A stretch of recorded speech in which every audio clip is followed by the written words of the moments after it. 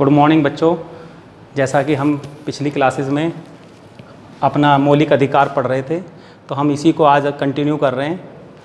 और आपको याद होगा कि जो पिछली क्लास थी उसमें हमने अपना पहला मौलिक अधिकार पढ़ा था, और आज अगर आपने वो नहीं देखा है तो पहले उस वीडियो में जाकर उस मौलिक अधिकार को पढ़िए और उसके बाद से इसको हमें शुरू करना है। तो आज हम दूसरा मौलिक अधिकार ले रहे हैं जिसका नाम है स्वतंत्रता का अधिकार। ये आप सभी के लिए जानना बहुत ही आवश्यक है, क्योंकि राइट टू फ्रीडम ये हमारे मौलिक अधिकारों की कहें तो जान है। ऐसे में तो मैं आपको बता दूं कि आर्टिकल 19 से लेकर 22 के मध्य जो है हमारे स्वतंत्रता के अधिकार को रखा गया है। तो जैसा कि अब हम देख रहे हैं कि 19 से लेकर 22 तक टोटल हमारे पास 4 जो हैं अधिकार इसमें रखे गए हैं। तो जो सबसे पहला आर्टिकल है वो है हमारा आर्टिकल 19 यानी कि अनुच्छेद 19। इस अनुच्छेद 19 में टोटल 6 फ्रीडम्स की हमसे बात की गई है, 6 स्वतंत्रताओं की बात की गई है।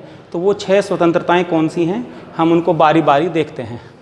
तो पहली जो इसको 6 हिस्सों में बांटा गया है, यानी कि आर्टिकल 19 को हमारा 6 हिस्सों में बांटा गया है।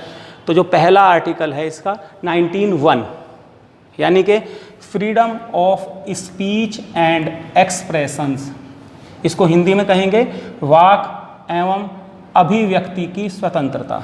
यानी कि हमारा जो संविधान है उसमें हमें ये पहली स्वतंत्रता दी गई है कि हम कहीं पर भी किसी के भी समक्ष हम अपनी बात को रख सकते हैं, यानी कि हम अपनी बात को कह सकते हैं। अभी इसके बारे में मैं बताऊं, इसमें थोड़ा सा हमने बाइफरकेट किया है। जैसे यहाँ पे हमने बात की है फ्रीडम ऑफ प्रेस। प्रेस आप जानते हैं हमारे समाचार पत्र और मीडिया हाउसेस, यानी कि उनकी फ्रीडम की हमने बात की है कि वो बिना किसी दबाव के अपनी न्यूज़ को दिखा सकते हैं, बता सकते हैं, यानी कि फ्रीडम ऑफ प्रेस, प्रेस की स्वतंत्रता। यानी कि प्रेस को पूरी तरह से फ्री कर दिया गया है। एक्चुअल में इसको बाद में जोड़ा गया है संविधान में, लेकिन ये अब इसका मौलिक अधिकार का एक हिस्सा है।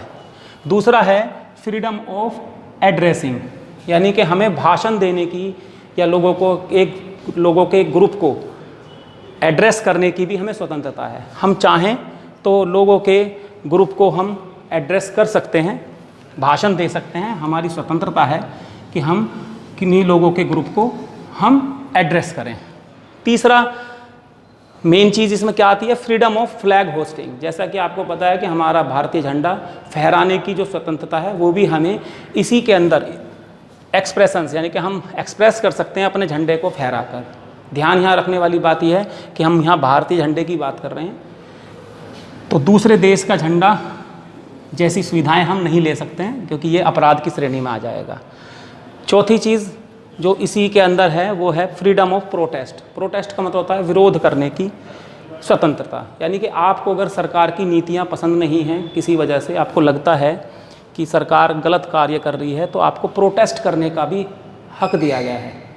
अब यहाँ मेन बात आपको क्या ध्यान में रखनी है, हमने इतनी सारी फ्रीडम्स की बात ज़रूर की है और आप कह रहे हैं जी हम कहीं भी जाकर किसी के भी समक्ष अपनी बातों को रख सकते हैं, लेकिन यहाँ पर कुछ चेक्स लगाए गए हैं, यानी कि रुकावटें लगाई गई हैं। वो रुकावटें क्या हैं कि आप नंबर 1, आप अपने देश के बारे में गलत शब्दों का इस्तेमाल नहीं कर सकते, यानी कि जो देश है उसके खिलाफ आप नहीं बोल सकते हैं। आप ये कहेंगे कि तो हमें तो जी संविधान ने अधिकार दिया हुआ है, हमारा मौलिक अधिकार है कि हम कुछ भी बोल सकते हैं, लेकिन आप अपने देश के खिलाफ नहीं बोल सकते हैं। दूसरा, अगर मानहानि की मैं बात कर रहा हूँ। मानहानि का क्या मतलब होता है कि आप किसी भी व्यक्ति के लिए अपशब्दों का इस्तेमाल नहीं कर सकते हैं। आप ये नहीं कह सकते कि हम उनको अपशब्द इसलिए बोल रहे हैं क्योंकि हमें फ्रीडम ऑफ स्पीच हमें दिया हुआ है, हमें बोलने की आज़ादी दी हुई है, यानी कि किसी के लिए गंदे शब्दों का इस्तेमाल, बुरे शब्दों का इस्तेमाल आप नहीं कर सकते हैं। ये 2 कार्य हैं, अगर आप देश के खिलाफ बोलते हैं या किसी की मानहानि करते हैं तो वो 2 चेक्स आपको यहाँ पर लगाए गए हैं। बाकी आपको बहुत तरह की स्वतंत्रताएं इसमें दी गई हैं। ये हमारा 19 का एक जो पार्ट था ये वो था। हमने कहा 6 स्वतंत्रताएं हैं, तो अब हम दूसरी स्वतंत्रता की बात करते हैं और वो है freedom of assembly and meeting without arms, यानी कि शांतिपूर्वक एवं निशस्त्र सम्मेलन करने की स्वतंत्रता। अगर आप कोई सम्मेलन करना चाह रहे हैं तो ऐसी स्थिति में वो एक तो शांतिपूर्वक होना चाहिए, यानी कि आप शांति भंग नहीं कर सकते, लोगों की शांति को भंग नहीं कर सकते हैं। और दूसरा, बिना हथियारों के अगर आप कोई सम्मेलन करते हैं, कोई आप मार्च निकाल रहे हैं, तो वो बिना हथियारों के होना चाहिए। आप हथियारों को उसमें लेके नहीं जा सकते हैं। और बाकी आप इस तरह का शांतिपूर्वक प्रदर्शन करने के लिए आपको फ्रीडम दी गई है। भारत के संविधान के 19(2) में हमें ये फ्रीडम दी गई है। तीसरा है 19(3) के अंदर देखिएगा, freedom to make union, association and cooperative societies. इनका क्या मतलब है कि आपको एक स्वतंत्रता दी गई है संघ बनाने की। संघ कैसा होता है, आप देखते हैं सरकारी कार्यालय भी होते हैं हमारे पास, प्राइवेट कार्यालय भी हैं। इन कार्यालयों में एम्प्लॉइज़ काम करते हैं। अगर वो एम्प्लॉय चाहें तो एक ग्रुप बना सकते हैं, संघ बना सकते हैं। उस संघ को बनाने का रीज़न क्या होगा, कई बार अपनी बातों को मैनेजमेंट तक पहुंचाना। आप देखते हैं कि अधिकारियों का लेवल होता है, एक कर्मचारी, उससे ऊपर के बड़े अधिकारी, उनसे बड़े अधिकारी, और कई बार क्या होता है इनके बीच में गैप होता है, अपनी बातें वहाँ तक पहुँचाना। आप किसी बात को लेकर नाराज़ हैं तो आपको बताना है अपने अधिकारियों को। तो इसलिए ज़्यादातर आपने देखा होगा, यूनियंस का नाम सुना होगा, मजदूर यूनियन, शिक्षकों का भी एक यूनियन है। इस तरह से जितने भी सरकारी या गैर सरकारी या प्राइवेट संस्थान हैं, वहाँ पर यूनियंस बनाने का हमें मौलिक अधिकार दिया हुआ है। हम चाहें तो यूनियन बना सकते हैं ताकि हम अधिकारियों तक अपनी बातों को पहुंचा सकें।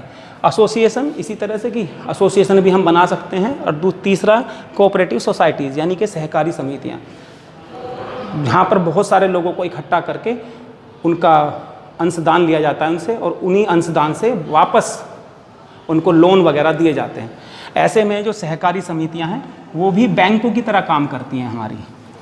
जो हमारी सहकारी समितियां हैं वो हमारी बैंकों की तरह काम करती हैं। और ये हक जो है हमें बाद में जोड़ा गया है संविधान में, इसको संशोधन के द्वारा बाद में जोड़ा गया है। ये पहले नहीं था, मूल संविधान में नहीं था, पर आधुनिक संविधान में इसको जगह दी गई है। आते हैं हम चौथे फ्रीडम के ऊपर।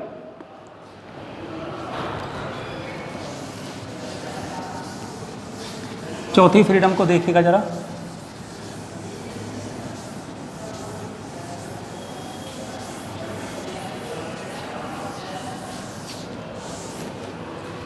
चौथी फ्रीडम क्या है, ये है freedom to roam anywhere in India, यानी कि आर्टिकल 19(4) के अंदर में चौथे नंबर की जो फ्रीडम दी गई है, फ्रीडम टू रोम, रोम से मतलब होता है रोमिंग, सुना होगा आपने, रोम एनीवेयर इन इंडिया, भारत राज्य क्षेत्र के अंदर कहीं पर भी घूमने की स्वतंत्रता। भारत राज्य क्षेत्र में कहीं पर भी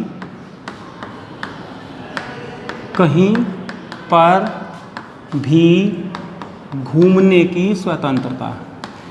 आप भारत के किसी भी राज्य में कहीं भी जा सकते हैं, इसके लिए आपको कोई किसी से परमिशन लेने की ज़रूरत नहीं है। आप भारत के अंदर कहीं भी घूम सकते हैं। बस ध्यान क्या रखना है कि यहाँ पर भारत सरकार के द्वारा जिन क्षेत्रों को प्रतिबंधित क्षेत्र घोषित किया हुआ है, केवल उन क्षेत्रों को छोड़कर आप पूरे भारत राज्य में कहीं भी घूम सकते हैं। तो इसे हमें 19(4) के अंतर्गत रखा गया है। ऐसे ही अब बात करते हैं हम अगले 19(5) के अंदर।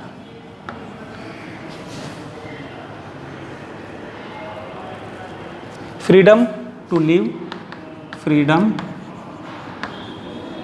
To live anywhere in India.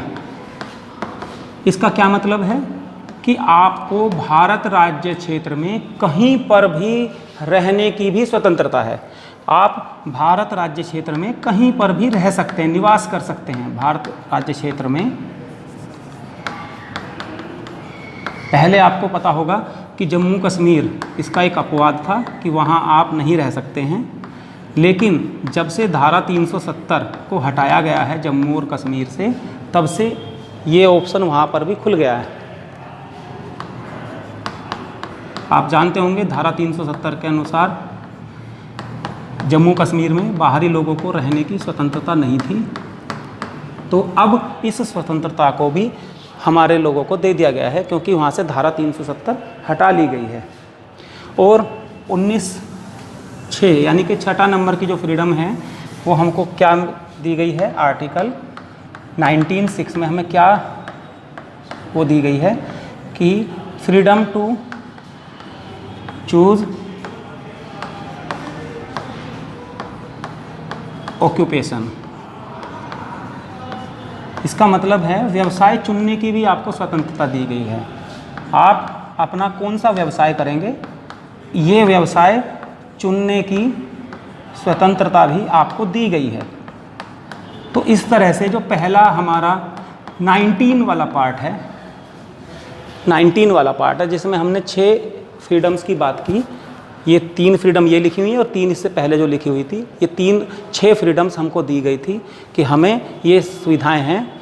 और आपको मैं बता दूं, यदि कोई आपात स्थिति आती है, आपात स्थिति आने पर सबसे पहला जो आर्टिकल है जिसको राष्ट्रपति हमसे छीन सकते हैं, यानी कि इसको विदहेल्ड कर सकते हैं, इसको स्थगित कर सकते हैं, तो वो आर्टिकल 19 ही है। तो इस बात को आपको ध्यान रखना है। आपातकाल की स्थिति में आर्टिकल 19 को सबसे पहले छीना जाता है। इसका क्या मतलब है, आप ये नहीं कह सकते, जैसे कि अब आपने कोरोना काल देखा है, कोरोना काल में आपने देखा होगा कहीं भी घूमने फिरने की स्वतंत्रता नहीं दी गई थी, बाहर निकलते थे तो पुलिस के डंडे पड़ रहे थे। तो ऐसे में क्योंकि वो आपात स्थिति थी, भारत सरकार द्वारा एक आपात स्थिति की घोषणा की गई थी कि बाहर घूमेंगे तो कोरोना का खतरा बढ़ेगा।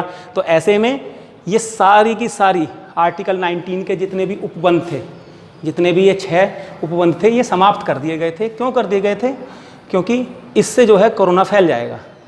दूसरा, इस आर्टिकल को अगर भारत पर कहीं से आक्रमण होता है, बाहर से आक्रमण होता है, ऐसी स्थिति में भी आर्टिकल 19 को स्थगित किया जा सकता है। तो आपको ये याद रखना है, अगर आपसे 1 नंबर में पूछा जाता है कि कौन सा ऐसा आर्टिकल है, अनुच्छेद है जिसको राष्ट्रपति सबसे पहले स्थगित कर सकते हैं आपातकाल की स्थिति में, तो वो आर्टिकल 19 ही है। ठीक है, आगे बढ़ते हैं। अब हम बात करते हैं आर्टिकल 20 की। आर्टिकल 20 की हम बात कर रहे हैं क्योंकि आज हम चाह रहे हैं कि इसको स्वतंत्रता के अधिकार को हम आज पूरी तरह से समाप्त कर लें। तो हमारा है अगला आर्टिकल 20, यानी कि अनुच्छेद 20। अनुच्छेद 20 में हमें क्या क्या प्रोविजंस हैं, ज़रा उसके बारे में सुन लीजिए। Protection in respect of protection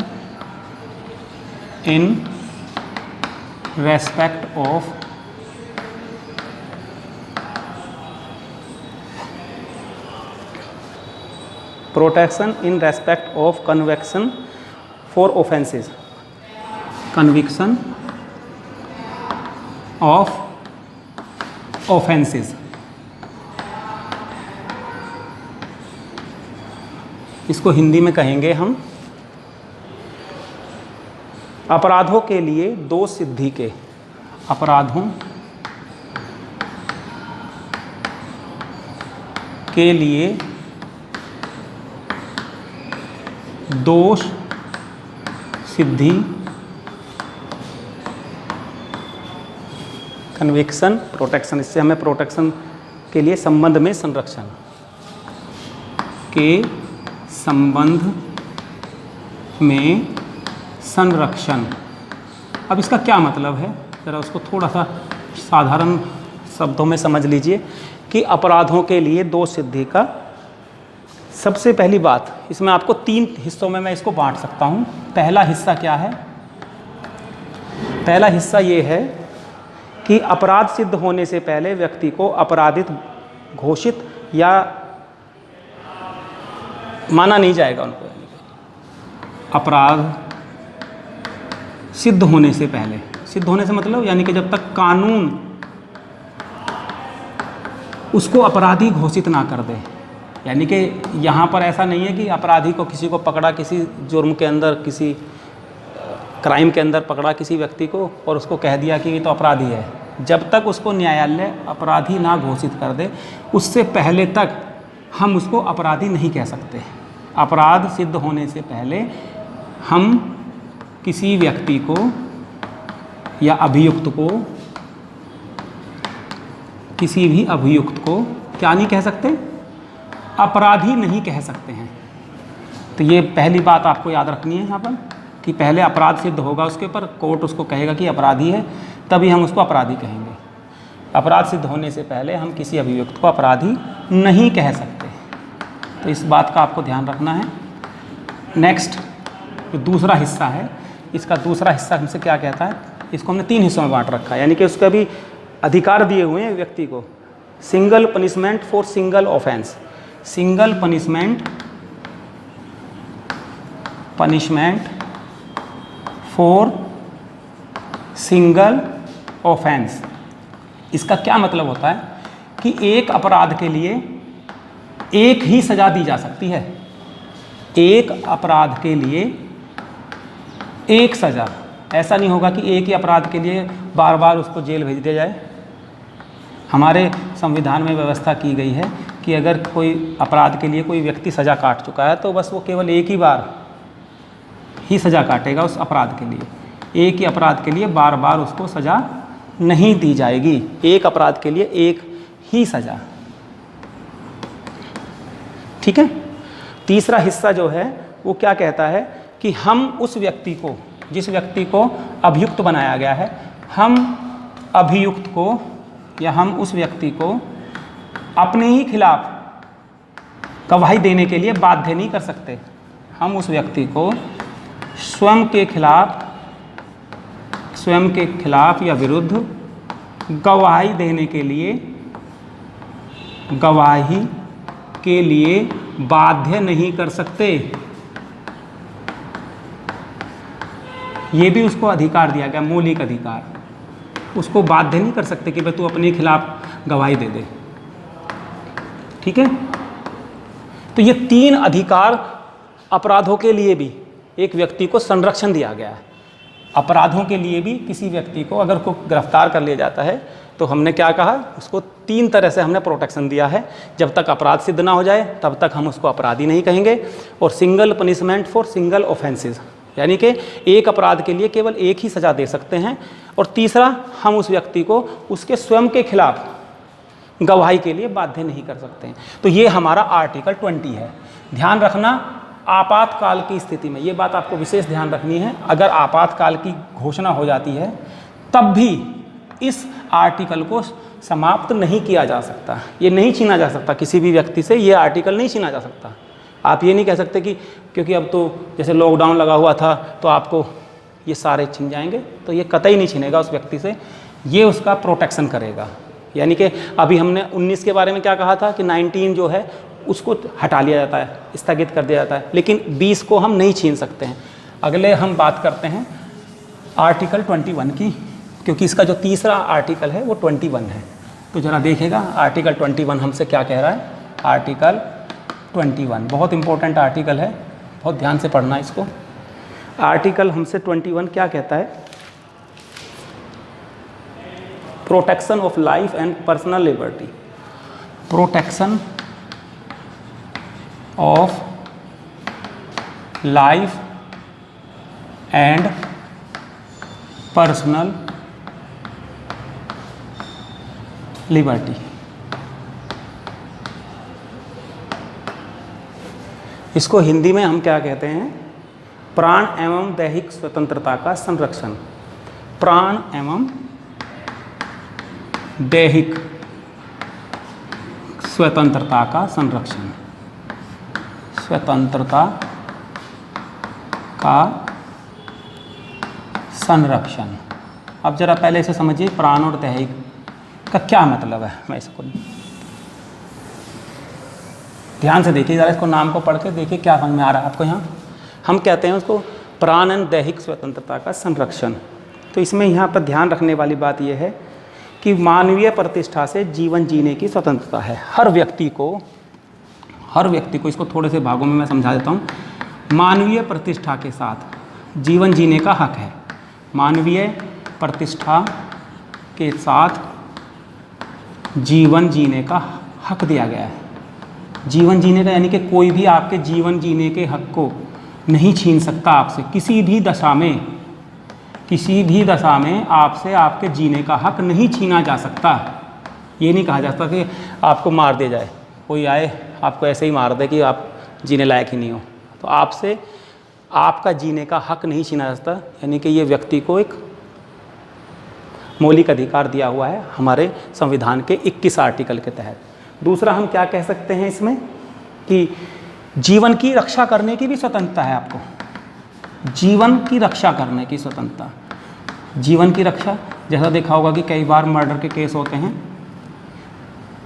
तो अभियुक्तों को फांसी दी जाती है, लेकिन अगर कोई ये कहे कि मैंने जो ये मर्डर किया है ये अपनी आत्मरक्षा में किया है, मैं उसको मारना नहीं चाह रहा था, लेकिन क्योंकि मेरे जीवन को खतरा था और ऐसी स्थिति में मुझसे मर्डर हो गया, यानी कि तो उसकी जो सज़ा, जो प्रावधान होते हैं वो उसको थोड़ा हल्का रखा जाता है, क्योंकि उसने अपनी लाइफ को बचाने के चक्कर में वो जान ली है, वो जानबूझकर अपराधी नहीं है, ऐसे में उसको कम सज़ा दी जाती है। तो जीवन की रक्षा करने की, तो वकील जो होते हैं हमारे देश में वो इस चीज़ को भी बड़ा ध्यान रखवाते हैं कि हो सकता है कि जीवन की रक्षा करते समय उस व्यक्ति ने दूसरे व्यक्ति की हत्या की हो, तो ऐसे में उस पर हल्के प्रावधान लगाए जाते हैं, उसको कठोर सज़ा नहीं दी जाती। तीसरा हम इसमें कह सकते हैं, आपने सबने सुना होगा, आजकल बहुत चर्चा में भी रहा था कुछ दिन पहले, निजता का अधिकार। ये निजता का अधिकार यानी प्राइवेसी, निजता को बोलते हैं हम प्राइवेसी, यानी कि हर आदमी को प्राइवेसी, अपनी प्राइवेसी, यानी कि कई बार सुप्रीम कोर्ट में भी केस चला था कि आधार कार्ड से निजता छीन ली जा रही है, लेकिन निजता का अधिकार हमें इसी आर्टिकल के तहत दिया गया है कि हम अपनी लाइफ को, हम प्राइवेट लाइफ है हमारी, तो हम उसको कोई हमारे सार्वजनिक नहीं कर सकता उस लाइफ को। तो ऐसे में अगला जो हम इसमें कह सकते हैं सिंपल सा है कि जैसे विवाह करने का हक भी दिया गया है कि हर व्यक्ति को चाहे तो वो विवाह कर सकता है, तो ये विवाह करने का अधिकार भी हमें इसी के अंतर्गत दिया गया है। मानवीय तरीक़ों से जीने का, या हम कह रहे हैं कि मानवीय तरीक़ों से कोई हमारे ऊपर ऐसे इस तरह के अपराध नहीं कर सकता कि जहाँ पर अमानवीय व्यवहार जो है वो हमसे नहीं कर सकता है। तो ये प्राण और दैहिक स्वतंत्रता में ये आते हैं हमारे। इसी में एक आर्टिकल है 21 का ए, बेटा इसे थोड़ा ध्यान से सुनना है, अलग है ये आर्टिकल, बिल्कुल अलग है, ये इसके साथ इसको नहीं मैच करना है। जो आर्टिकल 21 है और 21 ए, इसको इसके साथ मैच नहीं करना है। इस आर्टिकल को 86वां संविधान संशोधन किया गया और उसमें डाला गया, 86वां संविधान संशोधन करके डाला गया। और ये है क्या, ये है संविधान द्वारा इसको जोड़ा गया है 21A करके। और ये क्या दिया गया है कि 6 से लेकर 14 साल तक के बच्चों को, 6 से 14 वर्ष के बच्चों को निःशुल्क और अनिवार्य शिक्षा के बच्चों को निःशुल्क एवं अनिवार्य शिक्षा, जैसा कि आप जानते हो 8वीं तक फेल नहीं होते बच्चे और फीस भी नहीं ली जाती है, तो वो हमारा आर्टिकल 21A के अनुसार ही है, अनिवार्य शिक्षा देने का प्रावधान है इसके तहत। और ये आर्टिकल कब लाया गया था, संशोधन जो आया था ये 2002 के अंतर्गत आया था। तो 21A को बाद में जोड़ा गया 86वें संविधान संशोधन द्वारा 2002 में। और इसमें क्या चीज़ जोड़ी गई कि 6 से लेकर 14 वर्ष तक के बच्चों को निःशुल्क और अनिवार्य शिक्षा। तो 14 वर्ष का बच्चा जो है वो 8वीं में आ जाता है, इसलिए आपने देखा होगा 8वीं तक के बच्चों को फेल ना करने का रूल इसी संविधान के द्वारा मिला है। तो आते हैं जल्दी से आर्टिकल 22 पे। आर्टिकल 22 को जरा आप नोट करिएगा। आज हम इसी केवल एक ही अधिकार को हम ले रहे हैं, स्वतंत्रता के अधिकार को, जल्दी से इसको समाप्त करते हैं। तो लास्ट इसी फ्रीडम में, राइट टू फ्रीडम में हमारा लास्ट है आर्टिकल 22। ज़रा इसको बहुत, तो जो 21वां था जहाँ छूट गया थोड़ा सा, कि जो आर्टिकल 21 है इसको भी कभी भी समाप्त नहीं किया जा सकता है, चाहे कैसी भी स्थिति आ जाए, जैसे हमने कहा आपातकालीन स्थिति आ जाए, तो आर्टिकल 20 और आर्टिकल 21 ये दोनों ही नहीं छीने जा सकते मौलिक अधिकार। किसको छीन सकते हैं? आर्टिकल 19 को हम से छीन लिया जाता है, लेकिन इसको छीन लिया जाता है, लेकिन ये हमेशा हमारे साथ रहेंगे, इनको हमसे नहीं छीना जा सकता। तो हम बात करते हैं आर्टिकल 22 की, protection against arrest. Protection against arrest and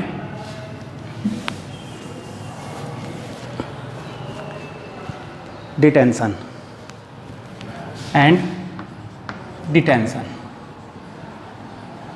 यानी कि ज़बरदस्ती अगर किसी को अरेस्ट किया जाता है, ज़बरदस्ती कहेंगे हम, तो मनमाने तरीके से, अगर मैं हिंदी में इसको साधारण भाषा में कहूँ तो मनमाने तरीके से गिरफ्तारी के खिलाफ संरक्षण, के विरुद्ध संरक्षण। अब इसका क्या मतलब है कि ज़बरदस्ती तरीके, तो यहाँ पर हम क्या कहेंगे कि अगर किसी व्यक्ति को गिरफ्तार किया जाता है, तो इसको भी मैं 3 हिस्सों में आपको बांट के बता रहा हूँ कि protection against arrest and detention. अगर किसी व्यक्ति को मनमाने तरीके से गिरफ्तार कर लिया जाता है तो उसके पास भी कुछ मौलिक अधिकार हैं। वो कौन कौन से हैं? नंबर 1, 3 हिस्सों में बांट के मैं बता रहा हूँ कि जो, समझ लीजिएगा इसको ऐसे ही, कि जो गिरफ्तार व्यक्ति है उसको किस जुर्म के तहत गिरफ्तार किया जा रहा है, ये उसको तुरंत गिरफ्तारी के समय बताना होगा। यहाँ पर हम क्या कह रहे हैं कि किसी भी व्यक्ति को किस अपराध के लिए गिरफ्तार किया गया है, किस अपराध के लिए गिरफ्तार किया है उसको, ये उसको बताना, उसका हक है ये जानना कि मुझे किस अपराध के लिए गिरफ्तार किया जा रहा है, ये बताना।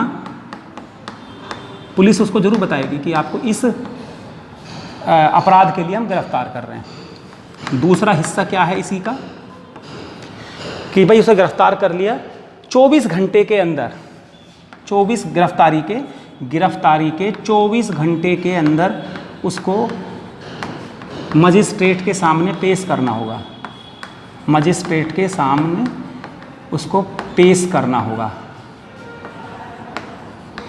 और फिर मजिस्ट्रेट बताएगा कि उस व्यक्ति को रिमांड पे रखना है कि छोड़ देना है, कि उसके खिलाफ जो आरोप जो लगाए गए हैं बेबुनियाद हैं, या इस तरह की बातें जो हैं वो मजिस्ट्रेट निर्धारित करेंगे। तो दूसरा उसको हक दिया गया है कि उसको ऐसा ही नहीं कि उसको जेल में बंद कर दिया और वो अंदर ही जेल में बंद पड़ा है, तो उसको 24 घंटे के अंदर मजिस्ट्रेट के सामने पेश करना ज़रूरी है। और तीसरा, उस व्यक्ति को उसका मनपसंद वकील चुनने की छूट दी जाती है। मनपसंद वकील, ये नहीं कि हम देंगे वकील, है ना, मनपसंद वकील वो चाहे तो मनपसंद वकील को चुनने की स्वतंत्रता दी जाती है उसको। तो बेटा ये एक ऐसे व्यक्ति को जिसको गिरफ्तार कर लिया गया है, उसको भी हमने कहा कि इसको 3 हिस्सों में बांट दिया है कि अगर किसी को मनमाने तरीके से गिरफ्तार कर लिया गया है तो वहाँ पर हम उसको ये बताना ज़रूरी है कि किस अपराध के लिए उसको गिरफ्तार किया जा रहा है। दूसरा, 24 घंटे के अंदर उसको मजिस्ट्रेट के सामने पेश करना है। तीसरा, उसको मनपसंद वकील चुनने की स्वतंत्रता है। तो आज हमने जो सेकंड वाला जो अधिकार है, स्वतंत्रता का अधिकार, वो पढ़ा है, राइट टू फ्रीडम, 19 से लेकर 22 तक। मैं उम्मीद करता हूँ आप सभी को ये सारे जो क्लोज हैं, ये प्रावधान हैं, ठीक से समझ में आ गए होंगे। बहुत बहुत धन्यवाद। अगले वीडियो में हम इससे आगे के अधिकारों के बारे में बात करेंगे। Thank you.